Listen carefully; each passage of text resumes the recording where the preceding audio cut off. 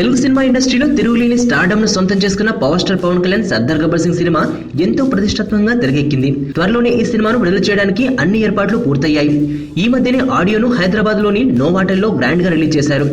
అయితే అక్కడికి power star Pawan Kalyan తో పాటు మెగాస్టార్ చిరంజీవి కూడా వచ్చాడు.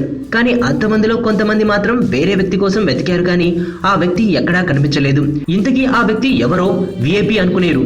పవన్ కళ్యాణ్ పరమ భక్తుడు శకలక శంకర్. జబర్దస్త్ ప్రోగ్రామ్ ద్వారా ఫేమస్ అయిన శకలక శంకర్ పవన్ మధ్య కొన్ని పుకార్లు షికార్లు చేస్తున్నాయి. పవన్ కళ్యాణ్ శకలక శంకర్ మీద చేయి చేసుకున్నాడని, కాదు గట్టిగా వార్నింగ్ మాత్రమే ఇచ్చాడని మరికొంతమంది వాదిస్తున్నారు. సోషల్ మీడియాలో కూడా ఈ వార్తలకు విపరీతమైన ప్రచారం లభించింది. కాగా సర్దార్ ఆడియో కార్యక్రమానికి కూడా శకలక శంకర్ హాజరు కాలేదు. దాంతో మరో వార్త టాలీవుడ్ లో చక్కలు కొడుతోంది. పవన్ కళ్యాణ్ శంకర్ ను ఆడియో ఫంక్షన్ కు రావద్దని అన్నట్లు పుకారు. కానీ కొంతమంది మాత్రం ఇది తప్పుడు వార్త అని చెబుతున్నారు.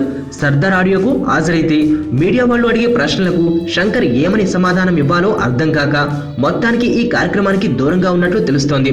మొత్తానికి అసలు ఏం జరిగిందో శంకర్ వివరించాల్సి ఉంది. టైం రెండు రకాలు, ఒకటి గుడ్ టైం, రెండు బ్యాడ్ టైం. అమ్ము నా ప్రాణం. నేను 5th చదివేటప్పుడు తను 3rd క్లాస్లో జాయిన్ అయింది. తను చిన్నప్పుడు చూసినప్పుడు ఎప్పుడూ అనుకోలేదు తను పెద్ద అయ్యాక ఇంత అందంగా తయారవుతుంది.